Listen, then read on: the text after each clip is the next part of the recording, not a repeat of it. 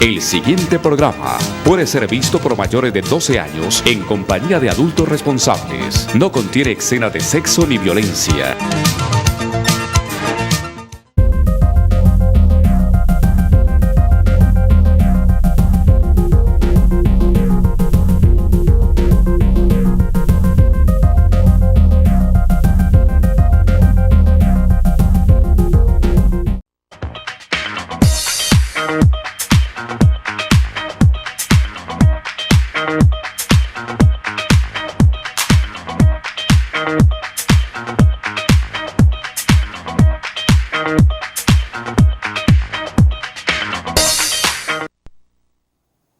Muy buenas noches, amigas y amigos todos, que ven todos los sábados este programa Conversando con Luis Hermes. Muchas gracias por permitirme ingresar a sus hogares y mantener este diálogo permanente. Antes de empezar el programa, lamento profundamente el fallecimiento del excompañero de junta directiva de las empresas municipales de Cali, Jairo Prado, quien perdió la vida en un trágico accidente domiciliario en la casa.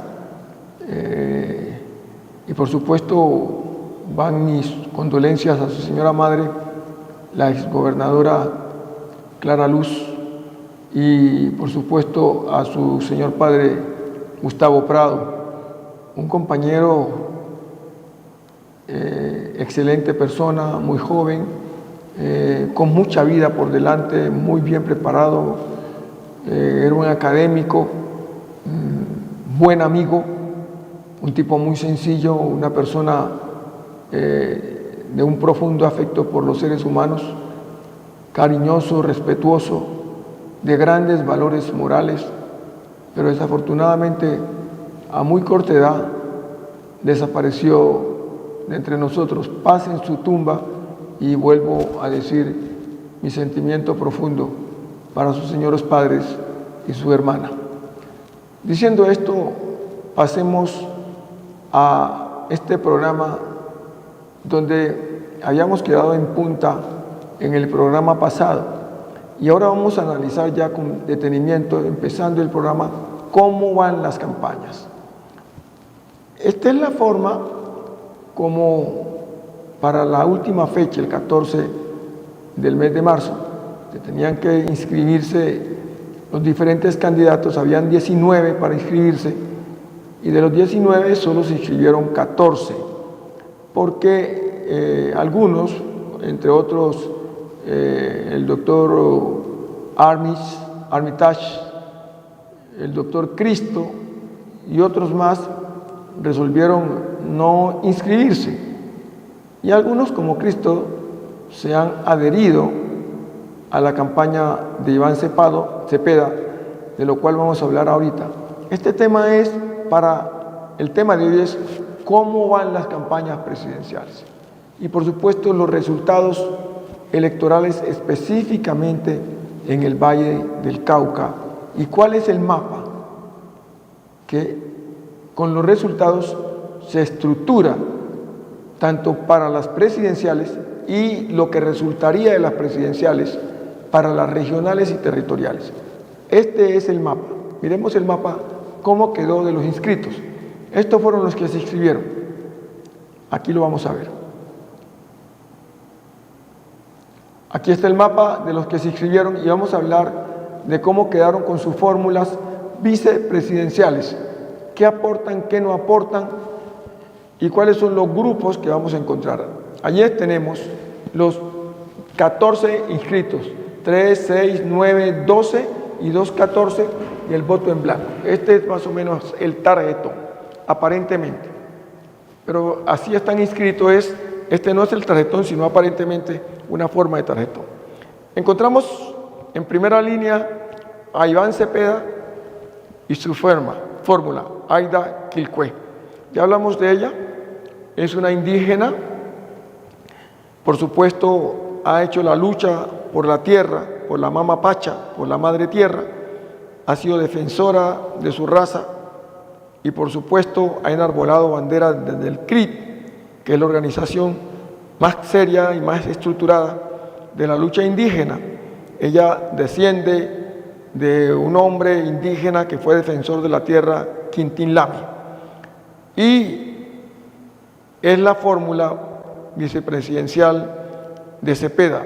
Ya dije que desde el gobierno que viene con Petro, los indígenas en sentido general han estado alineados con el pacto histórico, y desde luego ya dije yo que no le aporta, es un matrimonio, pero que hay un reconocimiento allí en cuanto a que los indígenas no han tenido la oportunidad de poder disfrutar del poder en la forma en que Iván Cepeda hace la invitación para que una indígena, así como Petro lo hizo en su momento, para que una afrocolombiana, entendiendo que Colombia es un país pluriétnico y multicultural, le hace un reconocimiento a los indígenas e invita a una indígena valiosa que, entre otras cosas, además de tener grandes reconocimientos internacionales, pues también es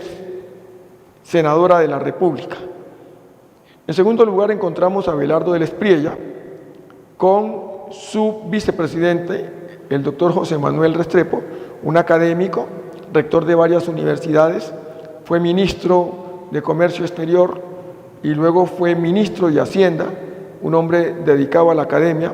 Cuando salió de la presidencia, volvió nuevamente a eso que le gusta, que es la academia. En tercer lugar encontramos a Paloma Valencia, quien ganó la interconsulta, y por supuesto allí eran 9 los que estaban en la interconsulta participando y ella sacó la más alta votación. Llamó la atención poderosamente, como ya lo dijimos, que la segunda votación de esa interconsulta no la sacaran personas que habían sido alcalde de Bogotá, que habían sido ministros, sino que la sacara Juan Daniel Oviedo, quien es la fórmula vicepresidencial. Juan Daniel Oviedo es representante de los diferentes, llamémoslo así, de los que son gay, del grupo LGTBIQ+. Y por supuesto, allí yo no creo que le aporte tanto a Paloma Valencia, por cuanto Juan Daniel Oviedo se presentó como de centro izquierda y hay mucha gente que lo acompañó, por supuesto, en la misma comunidad LGTBIQ+, hay mucha gente que está en la izquierda y que tienen una lucha de clase por el reconocimiento que se le ha hecho, y esas banderas las consiguió justamente al lado de las izquierdas. Esas no son banderas de la derecha, y mucho menos pues de Paloma Valencia. Paloma Valencia es nieta de Guillermo Valencia y bisnieta de Guillermo Valencia y nieta de Guillermo León Valencia, que fue presidente de la República de Colombia cuando se hizo el Frente Nacional. Es decir, que aquí tenemos dos hijas de presidentes prácticamente. Quintín Lame, presidente de los indígenas, por las luchas reivindicatorias de ellos, y Paloma Valencia, luchadora por la sostenibilidad de que la gran oligarquía mantenía el dominio de la tierra, específicamente en el Cauca. Las dos son caucanas. Es una confrontación entre la que hablaba de que el departamento del Cauca debiera separarse en dos partes, una para los indígenas y otra para la gran oligarquía. Ahí se van a encontrar, vamos a ver cuál de las dos va a ganar. En cuarto lugar está Sergio Fajardo, con Edna Bonilla, que fue secretaria de Educación de Bogotá. Fajardo fue alcalde de Medellín y siempre ha estado en una posición muy de centro, defendiendo sus teorías, un profesor matemático que que llegó a la alcaldía de Medellín. Claudia López, también de la comunidad LGTBIQ+, quien con su fórmula Leonardo Hurtado estuvieron también en la búsqueda de la gran consulta, y por supuesto pues Claudia López, que había sido alcaldesa de Bogotá, pero además de alcaldesa de Bogotá, pues también había sido senadora de la República, que hizo grandes debates, sacó pues obviamente frente a Leonardo Huerta no había nada que hacer, la más alta votación. Y como si fuera poco, Roy Barreras con la exfiscal Marta Lucía Zamora. Roy Barreras, como ya dije, estaba esperando que podía sacar una votación por encima de los 2 millones. Fue un gran desacierto, aunque ganó esta parte de la interconsulta que le correspondía dentro de su equipo. Pues legalmente la votación fue espuria. Nosotros esperábamos que Roy Barreras estuviera por encima del 1.000.000 de votos y a duras penas alcanzó a sacar 250 y pico mil de votos. En cuarto lugar, que no compitió en la gran encuesta, Clara López, con su fórmula María Consuelo del Río. Clara López, ya lo dije, viene de la gran oligarquía colombiana, pero la oligarquía que ha sido revolucionaria dentro del marco del Partido Liberal y que por supuesto ha luchado por las reivindicaciones de los pobres, de los más pobres, de la clase obrera, de los que no tienen tierra, en la búsqueda de la tierra, buscando la reforma agraria. Viene descendiente de los López, Alfonso López Pumarejo, Alfonso López Miquelsen. Miguel Uribe Londoño con Luisa Villegas. Miguel Uribe Londoño es padre de Miguel Uribe Turbay, nieto del expresidente Turbay Ayala.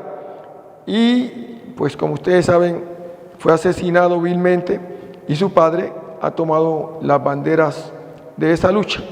Es un hombre que nació en el Partido Liberal, ya murió, como dije, en un asesinato, pero que luego se pasó a la derecha. Santiago Botero, muy industrial, comerciante, él se presenta de esa manera, no lo conocía. Es un hombre que está dedicado a la empresa privada. Con Carlos Fernando Cuevas, el ex canciller y primer canciller negro que ha tenido el país y primer embajador de relaciones exteriores, embajador en Washington, afro también que ha tenido el país en toda su historia. Luis Gilberto Murillo, chocuano, estudió en Rusia con Luz María Zapata como fórmula. Este Murillo, como ya estoy diciendo, estuvo en el gobierno del presidente Petro.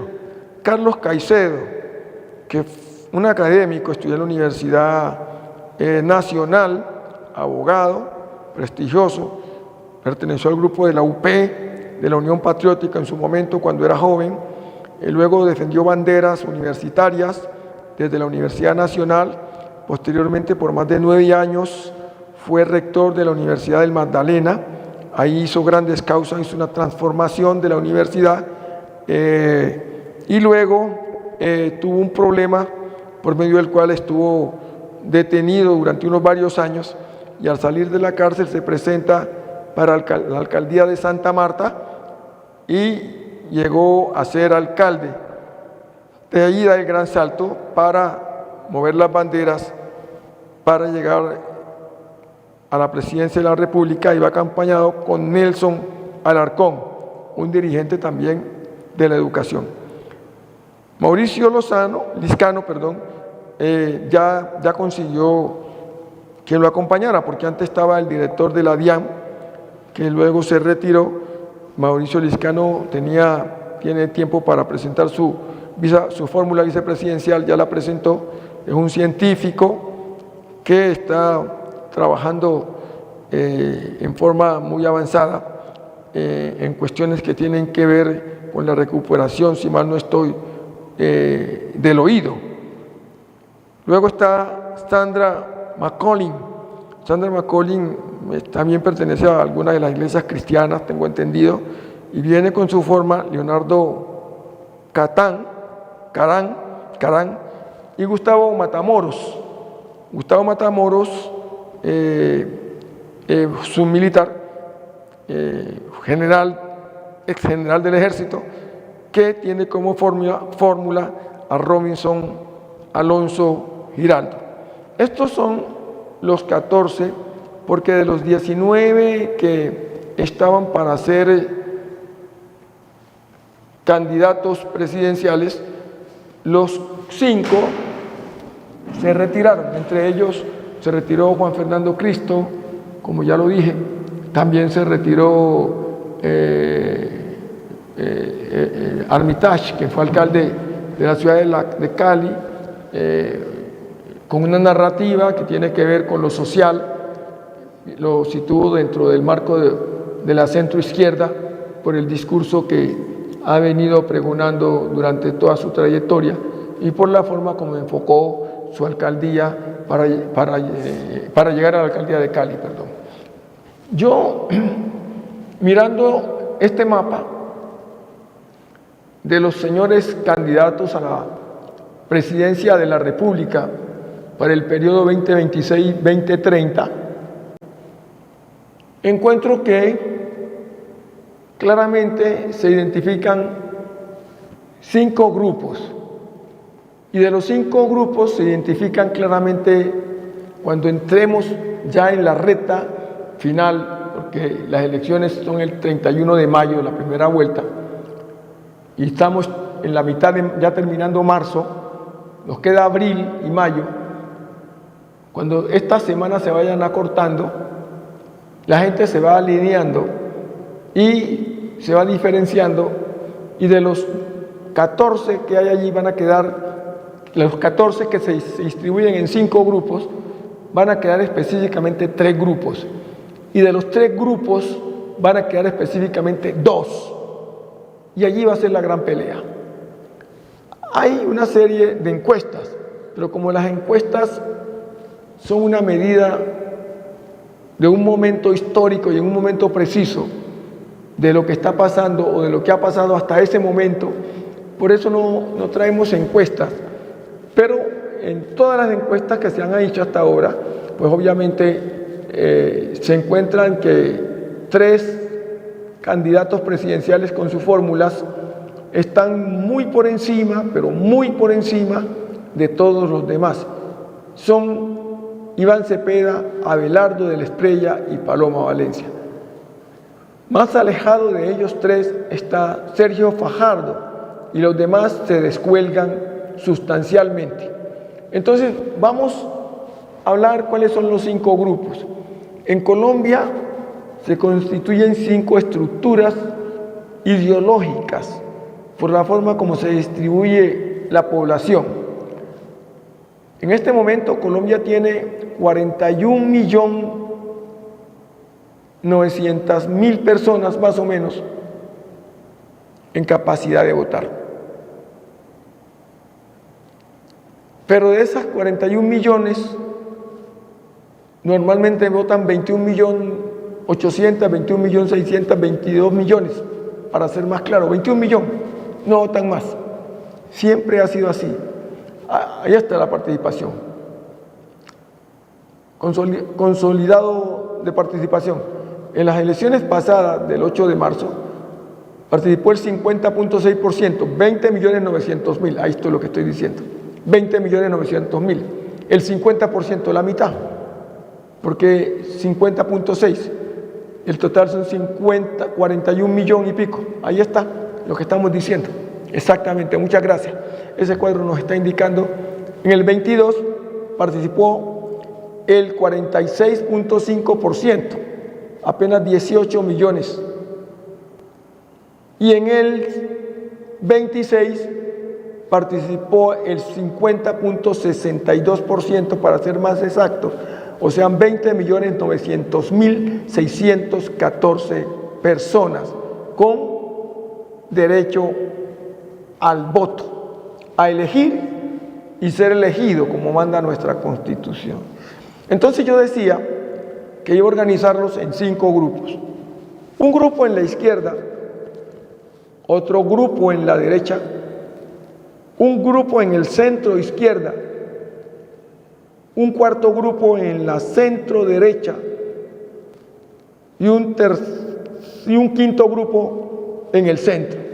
Volvamos al cuadro que teníamos anteriormente para mirar cómo podemos organizar a estos 14 candidatos. Miren bien, esto es subjetivo y es por lo que yo más o menos he mirado. Es subjetivo, repito. Cada quien puede tener otra visión, pueda que yo esté equivocado. Ustedes pueden tener su propia lectura y eso es válido. En la izquierda, en los extremos de izquierda, está Iván Cepeda. En los extremos de derecha está, por supuesto, Abelardo del Espriella, y para mí está Paloma Valencia. Que no me vengan a decir que Paloma Valencia es de centro derecho, que no lo es. Paloma no es de centro derecho. Paloma es de la derecha. Lo que pasa es que Abelardo le está quitando y le ha quitado la derecha a Paloma. Y ante esa actitud, Paloma gira un poco a la centro derecha y se alinea con Oviedo, que fue el fenómeno al sacar 1.200.000 votos que no se esperaban, pero Juan Daniel Oviedo saca esa votación, pero esa votación no es de derecha, esa votación es de centro izquierda la gran mayoría, porque allí están los valores que él mismo ha venido defendiendo. Él ha venido defendiendo la JEP, él ha venido defendiendo los acuerdos de paz, él ha venido defendiendo a la comunidad a la que pertenece, que son valores que ha defendido siempre la izquierda y la centro izquierda. Nunca esos valores los ha defendido la derecha. La derecha se alinea más con el Partido Conservador y la centro izquierda se alinea más con el Partido Liberal. Entonces, no la veo a la Paloma Valencia, que hoy posa de centro derecho, que sea de centro derecho. Paloma es de derecha, como de derecha, pero lo voy a situar en la centro de derecha. Voy a situarlo en el centro derecho al señor Miguel Uribe Londoño y a Sandra Nichols. Voy a centrarlos allí, a Sandra McCollin. Voy a situarlas allí en el centro derecha, como también voy a situar en el centro derecho a Santiago Botero, pero para mí también es de derecha, Santiago Botero. Entonces quiere decir que allí, esto es lo que encontramos en la derecha y en la centro derecha. Pero además, en la derecha, por supuesto, la cabeza de la derecha es Abelardo del Espriella. En el centro, ustedes, antes de ir allá, recuerden ustedes que Vicky Dávila, pues obviamente quedó por fuera porque ella era precandidata y también, pues, ustedes saben que se alineó con el grupo de los 9 para la interconsulta. Ella perdió Peñalosa, perdió Galán, y Galán, como ya lo dije, que su padre nació en el Partido Liberal y él mismo nació en el Partido Liberal.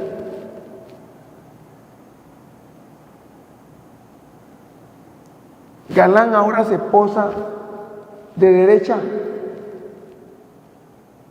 Eso no es una ideología de partido. Eso no es tener concordancia con el sentimiento ideológico, con la defensa de los intereses de las comunidades que defendió su padre. Su padre se salió del Partido Liberal en un momento que creía que el Partido Liberal estaba girando hacia la derecha. Y entonces se salió y fundó el nuevo liberalismo para defender sus ideas desde afuera del partido. Y luego, cuando consideró que el partido estaba dando la vuelta, justamente reconociendo, él vuelve al partido para alcanzar la presidencia. Y a fe que hubiera sido presidente de la República si no lo asesinan. Pero que su hijo ahora se olvide del interés social de defender las banderas de la socialdemocracia que son propias del Partido Liberal, eso sí que le va a doler a muchos liberales. Y estoy seguro que mucha gente, galanistas, que pertenecen al nuevo liberalismo, no le van a votar, no le van a seguir. Eso no va a marchar. Eso no va a marchar. Entonces, así tenemos los grupos, de esa manera. En el centro, por supuesto, está Sergio Fajardo. El centro no se lo quita nadie a Sergio Fajardo. Entonces, Sergio Fajardo, como lo dijera en su momento Serpa, no es ni chicha ni limonada. Ni es de aquí, ni es de allá. Está en el equilibrio, en el centro. Y allí mismo, en ese centro, podemos alinear a Mauricio Liscano, que también podríamos decir está en ese centro. En el centro izquierda, por cuestiones naturales y por la forma en que ha venido actuando, tenemos que colocar a Clara López, a Roy Barrera, Gilberto Murillo, no sé dónde lo instalamos, si lo metemos al centro o habiendo sido una bandera del gobierno Petro, lo podemos colocar en la centro izquierda. Es que Murillo tampoco no ha representado los intereses ni siquiera de la comunidad afrocolombiana. ¿Para qué vamos a mentir? Entonces a Murillo no sabemos dónde lo podemos situar, pero situémoslo en la centro izquierda. Para mí está en el centro. Claudia López, del Partido Verde. Y ahora nos vamos a detener en el Partido Verde porque el Partido Verde tuvo una enorme pérdida, un enorme retroceso. El Partido Verde pasó de 13 senadores que tenía a 10 senadores y de 15 representantes a perder 8. De 15 quedó con 7. Quiere decir que tuvo una gran pérdida porque no tiene una coherencia ideológica. Allí hay de centro, de izquierda, del centro de derecho, de todos los sectores. Entonces no hay una cosa que llamaríamos nosotros absoluta en el pacto, en el Partido Verde. Y además los perjudicó demasiado lo que pasó con Ramón González, con Sandra Ortiz y con Iván Name. Ustedes saben que por la Unidad Nacional de Gestión del Riesgo, ellos estuvieron comprometidos y de hecho están presos como resultado de esa situación. Entonces, el Partido Verde es un partido que vale la pena analizar qué es lo que le pasó. Mire, Inti Asprilla se quedó por fuera también, que era del partido. Un partido que no. Ángela Lozano, la esposa de Claudia López, se quedó por fuera. Un partido sin coherencia tiene esas veleidades, tiene de todas las corrientes. La U también tiene otra situación conflictiva de esa naturaleza, pero Cambio Radical, el Valle tenía 3 senadores en Cambio Radical, el Valle del Cauca, 3 senadores, ni uno solo salió, todos se quemaron, los 3 senadores, se quemó la cabeza de lista del Senado, el senador actual que sale el 20 de julio, el senador Motoa. Así más o menos van, todavía no se ha consolidado las listas. Esta fue el resultado de los conteos, esa es la lista de los quemados. Carlos Motoa, José Luis Pérez, Luis Albán pues ustedes saben, viene de la FARC, o sea, de comunes. Cristóbal Caicedo, del Pacto Histórico de Buenaventura, se quemó. Hay más quemados. Si me ponen más quemados, yo los leo ahí. Ahí tenemos los que no van, estos son los que no van más. María Fernanda Cabal, que no va más porque está en franca pelea con el Centro Democrático. Ustedes saben que Alessandro Ruppe estuvo por fuera, luego el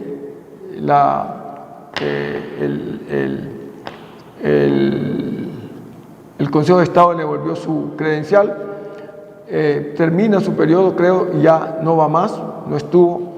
Carlos Abraham Jiménez es otro de los quemados. Pablo Catatumbo, pues es de los comunes, también no volvió más. Él tenía claro que él no tenía votación para salir, no salió. Estos son de aquí del Valle, todos estos son de aquí del Valle. Pero Carlos Abraham Jiménez, de Cambio Radical, él no iba, pero se quemaron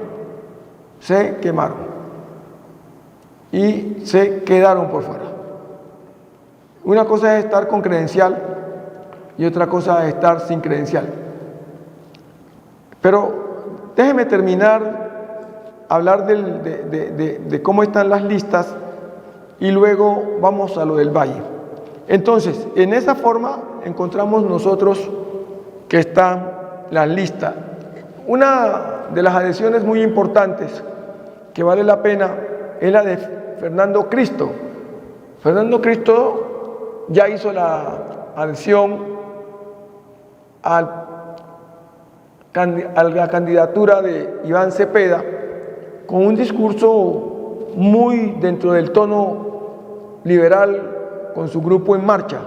Estas fueron las palabras de Fernando Cristo ante la adhesión y en presencia de Iván Cepeda y un grupo de convocados a escuchar la postura de Fernando Cristo. Es una postura netamente liberal que yo comparto y que quisiéramos escuchar siquiera unos 2 minutos. Escuchemos. Un acuerdo político y programático para iniciar la construcción de una nueva alianza democrática por Colombia, una alianza por la vida. ¿Por qué Iván Cepeda?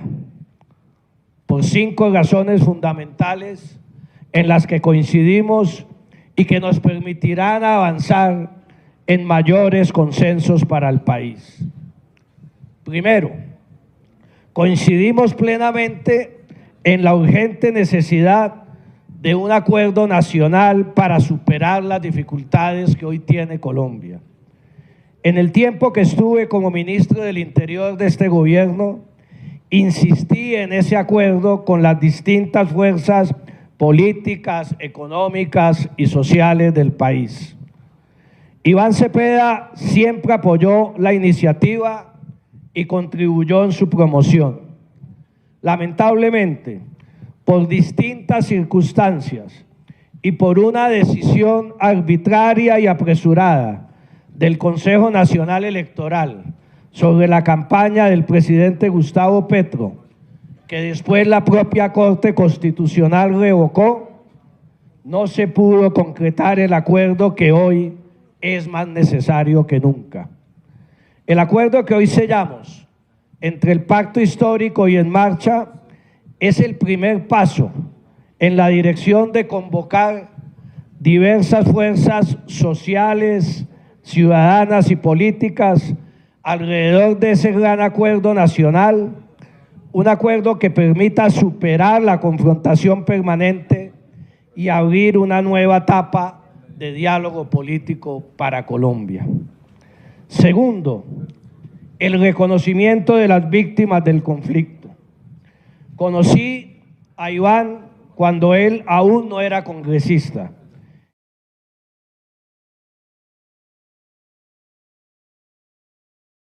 Bueno, ese es parte del discurso de la adhesión de Juan Fernando Cristo, quien fue senador de la República, y como saben, así como a Cepeda le asesinaron a su padre en 1994, en agosto, recién Él pasaba de Cámara a Senado. Así también a Cristo le asesinaron a su padre también. Es decir, están hablando dos personas que han sufrido mucho en el quehacer de la lucha de este país. Y la Quilpué también. Le asesinaron a su esposo y le asesinaron a su abuelo, a su bisabuelo o abuelo, Quintín Lame. Es decir, ha habido mucho dolor y mucha lágrima en todo este país. Y lo que se tiene que buscar es evitar la confrontación entre ricos y pobres, sino que tenemos que buscar un acuerdo nacional del que viene hablando Cristo y el que viene hablando Iván Cepeda. Hay cosas que tenemos que arreglar en Colombia, por supuesto que sí, hay muchas. Y todos somos partidarios de que hay que vencer la inseguridad, de que hay que vencer las desigualdades, que son inmensas, de que hay que vencer la falta de oportunidad, de que hay que luchar mucho por la educación, porque un pueblo educado es un pueblo que más produce. La educación vence la trampa de la pobreza. Hay que luchar por la salud, porque un pueblo que tiene una salud preventiva invierte menos en sus ancianos y son más felices cuando llega la edad en que ciertamente se requiere de los medicamentos que son tan costosos. De tal manera de que si nosotros avanzamos en salud, educación, agua potable, saneamiento básico, si nosotros mejoramos en agricultura, si nosotros mejoramos en reconocer el daño que le estamos produciendo a la madre tierra, si mejoramos el aire, si luchamos por la propia naturaleza, si luchamos por la justicia, una justicia más equitativa, que se valore como la está en la Constitución para todos, en la misma condición. Si los ricos, que son los que tienen los medios de producción, se vuelven más ricos, y eso está muy bien, por eso tienen la riqueza, pero que los pobres no sean tan pobres, que sean menos pobres. La relación debe ser directamente proporcional, a más riqueza menos, inversamente proporcional, perdón, a más riqueza menos pobreza. Que no sean los pobres los que tengan que tener el peso encima, como los que tienen tanto. En estos días he venido oyendo cuánta plata se ha ganado en la banca y los grandes conglomerados, billones de pesos, y se viene hablando de que hay una quiebra. No es verdad, están ganando mucha plata. Y entonces si esta fuera un país tan hermoso, nuestro país, este es el país de la belleza, es verdad. Colombia es el país de la belleza. No hay un país tan bello como Colombia. Tiene de todos los climas. Yo en estos días veía como cuando uno está en los Alpes suizos. Aquí en Colombia tenemos eso. Tenemos toda la belleza. Yo estuve en las cataratas del Niágara, en las cataratas de Iguazú, en el Ángel. Y nosotros tenemos cualquier cantidad de cataratas. Vamos aquí a Caldas y vemos cualquier cantidad de cascadas, cómo cae. Qué bellezas que tenemos nosotros. Tenemos mar de 7 colores. Tenemos de todo dentro de un solo país, que no lo tiene nadie. Estamos en la zona tórrida, tenemos 2 océanos, somos ricos en flora y en fauna, casi nadie nos iguala. Tenemos la Amazonía, tenemos el pulmón del mundo, tenemos todo. Pero qué tan grande es la desigualdad. Somos el segundo país más desigual de la tierra.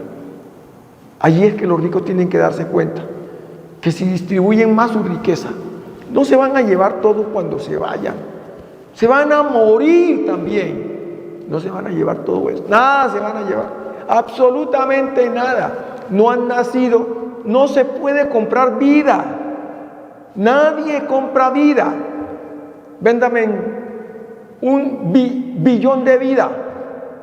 No existe posibilidad.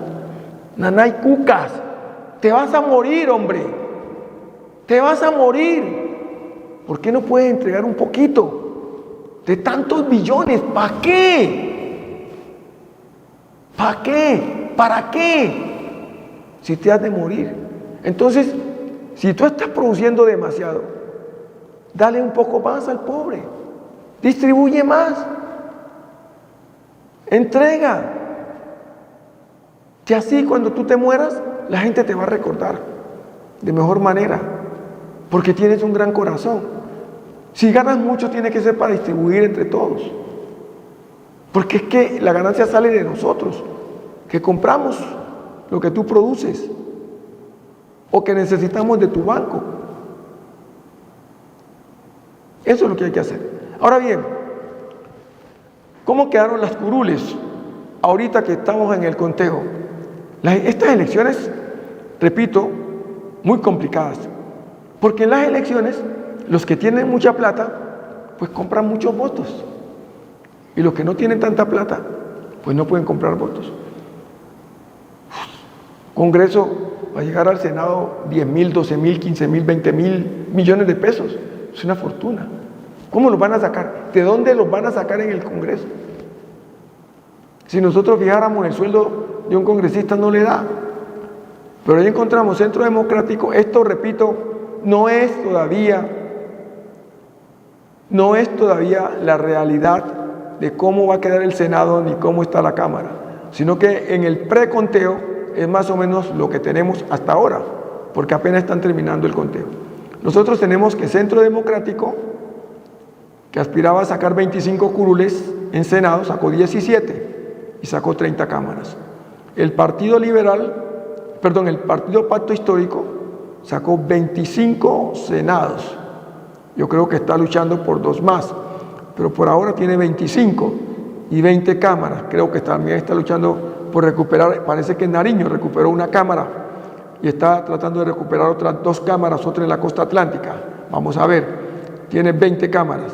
El Partido Liberal tiene 13 senadores, parece que van a quedar 12. Y tiene 27 cámaras, parece que perdió 3. El Partido Conservador perdió bastantes senadores, tiene 10 senadores y tiene 23 cámaras. El Partido de la U también perdió Senado y perdió Cámara. Pasó a tener, ahora tiene 9 senadores en todo el país y tiene 15 cámaras en todo el país.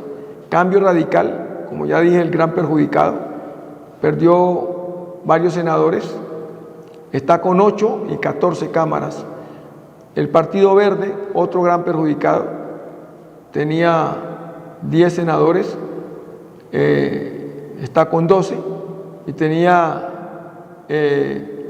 15 cámaras. Allí figura con 12, pero parece que le van a quedar 7 cámaras.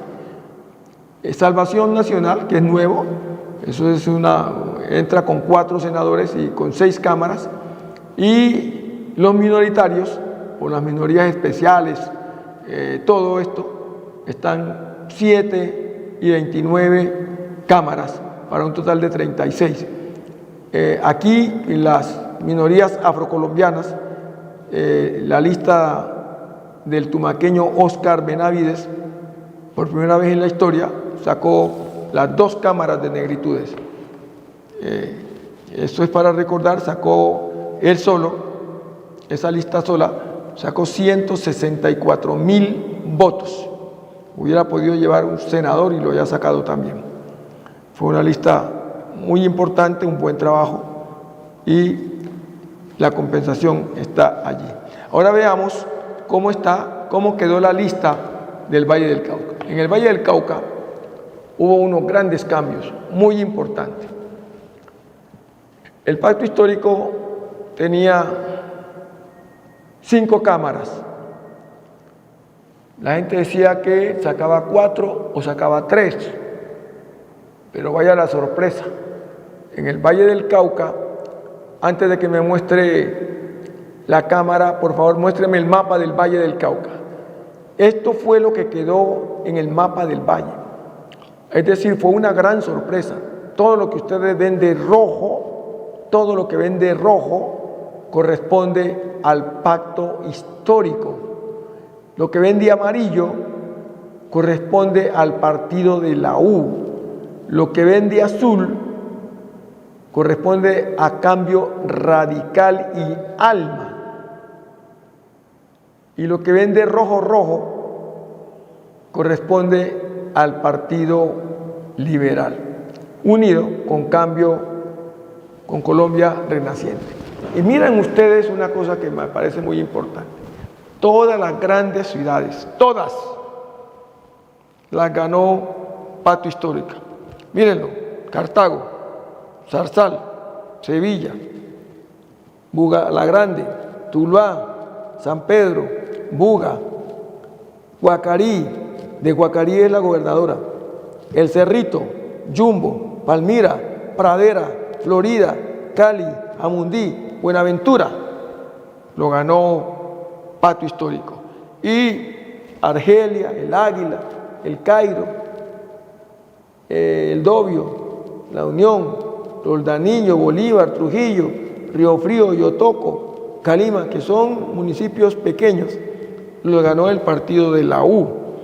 Dagua lo ganó Cambio Radical, fue la única parte donde ganó Cambio Radical, en Dagua. Y el Partido Liberal, unido con Colombia Renaciente, ganó en Restrepo. Fue lo único que ganó el Partido Liberal, la única alcaldía. Es decir, esta lucha en el Valle del Cauca estuvo muy pesada, muy dura, de tal manera que el mapa político quedó en que el Pacto Histórico sacó 624.000 votos, el Pacto Histórico. 624.000 votos. El partido de la U sacó 271.000 votos. El Partido Centro Democrático sacó 187.000 o 185.000. El Partido Liberal sacó 170 y pico de mil. Y estos fueron los resultados en la Cámara y en el Senado.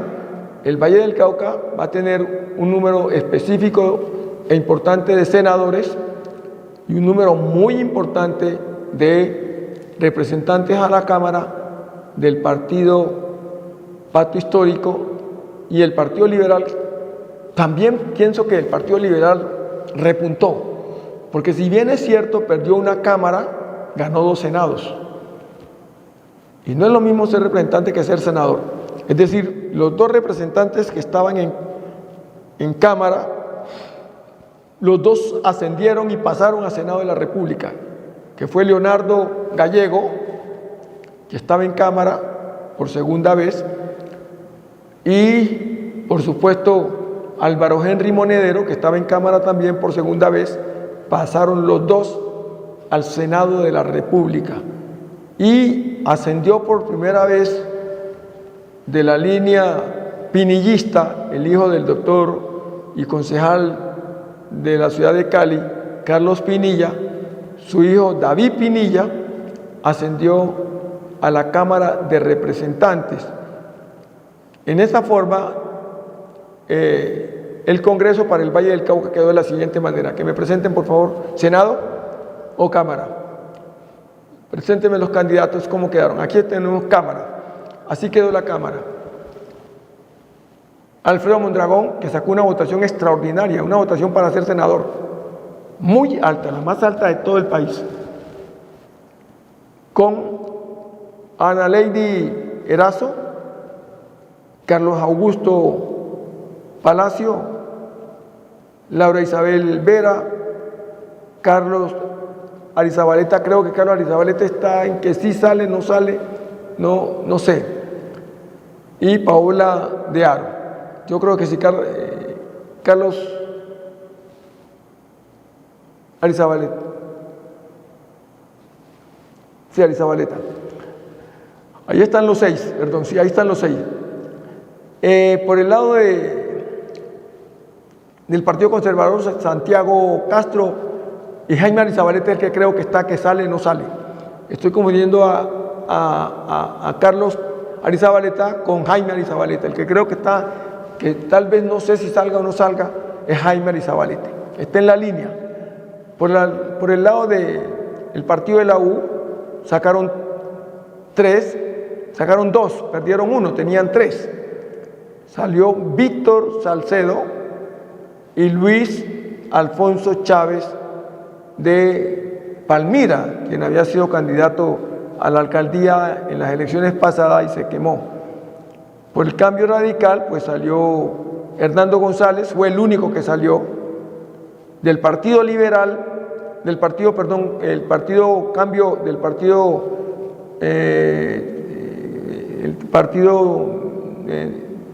¿cómo se llama este partido? No liberalismo, salió Juan Pablo Rojas, que era del Partido Liberal.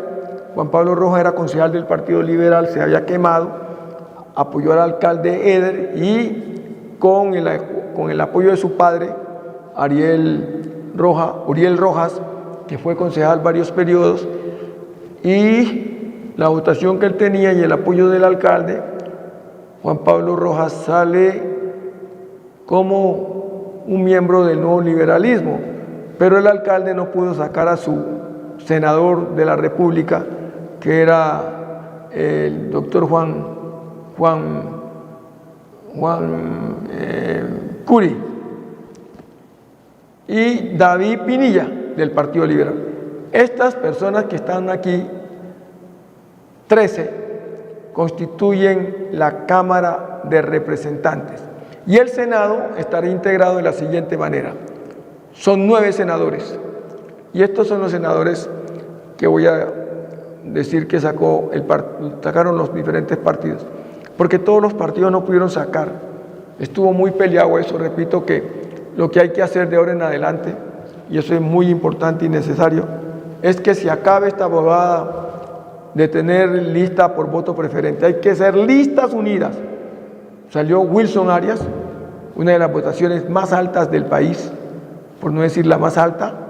Jorge Alejandro Ocampo, que pasó de Cámara a Senado con una buena votación. Cristian Kevin Gómez, que obviamente entra nuevo, fresquito. Cristian Kevin Gómez, del Pacto Histórico. Y en el partido de la U, Norma Hurtado y Juan Carlos Garcés, 2 senadores.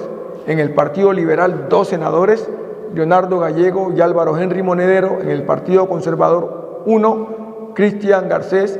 Y en el Partido Verde, Duvalier Sánchez, quien subió de la Cámara al Senado. Quiere decir que el Valle del Cauca va a tener una buena representación. 13 y 9. Tiene buena representación. Tiene 20 y pico, 13 y 9, 22 miembros en el Congreso. Una gran fuerza. Deben hacer allí una cosa nueva, que se los voy a decir desde aquí, tanto a los senadores como a los representantes. Hay que crear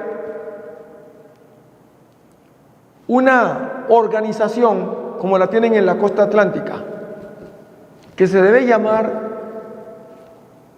la Unión Parlamentaria del Pacífico Colombiano, que se reúnan los 2 senadores del Chocó, con los 22 que tiene el Valle del Cauca, que se reúna con los que tiene el Cauca y que se reúna con los que tiene Nariño e inclusive Putumayo. La gran fuerza que se puede hacer para trabajar unidos y pensar en estructurar proyectos, crear esa gran alianza de parlamentarios del Pacífico colombiano, eso va a ser muy interesante. Yo se lo voy a pintar tanto a Leonardo Gallego como a Álvaro Monedero y por supuesto a Jorge Alejandro Ocampo, para que piensen en esta idea que podría ser maravillosa, para que trabajen unidos en la búsqueda de lograr soluciones para todo el Pacífico colombiano, máximo ahora que hay un COMPES donde hay aproximadamente 54 billones de pesos, 54 billones de pesos en 10 años para invertir en el Pacífico colombiano. Creo que allí deben entrar, inclusive los 2 curules que ganaron las comunidades afrocolombianas, que son también del Pacífico colombiano.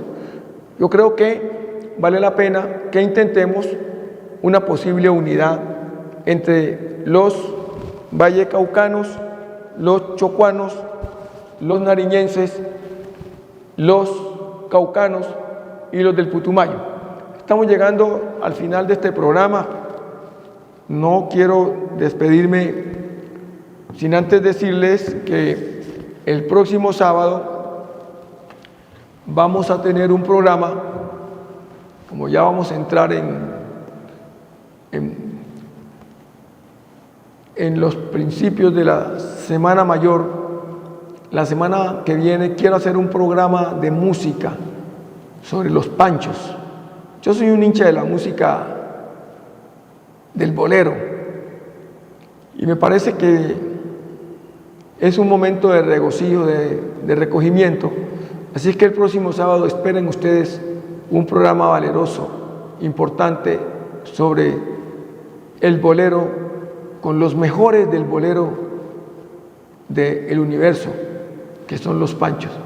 Yo quería presentar un trío que me parece muy importante, muy bonito también, que es de las Islas Canarias, de Tenerife. Canta y toca igual que los panchos, es muy bueno, pero frente a los panchos y como los panchos no hay otro. Espere usted el próximo sábado un programa netamente musical, porque voy a dejar refrescar lo que está ocurriendo en la política en esta semana que viene y en la Semana Mayor, para que volvamos en la siguiente semana, que ya empieza el verdadero tongo corongo sobre lo que va a ser la política y quién va a ser el presidente de los colombianos, porque de eso va a depender. Tal como están las cosas, el pacto histórico, que sacó solamente en Cali más de 300.000 votos y en todo el departamento más de 600.000 votos, prácticamente tiene la alcaldía o la gobernación o los dos. Pero también va a depender de cómo juega la presidencia de la República. Esperemos a ver qué va a pasar. Señor padre de familia, señora madre de familia, a esta hora usted sabe dónde está su hijo, su hija. Si no sabe, empiece a preocuparse, porque por no saber dónde están nuestros hijos se está perdiendo la juventud. Empiece a preocuparse, converse con su hijo. Muy buenas noches y hasta el próximo sábado.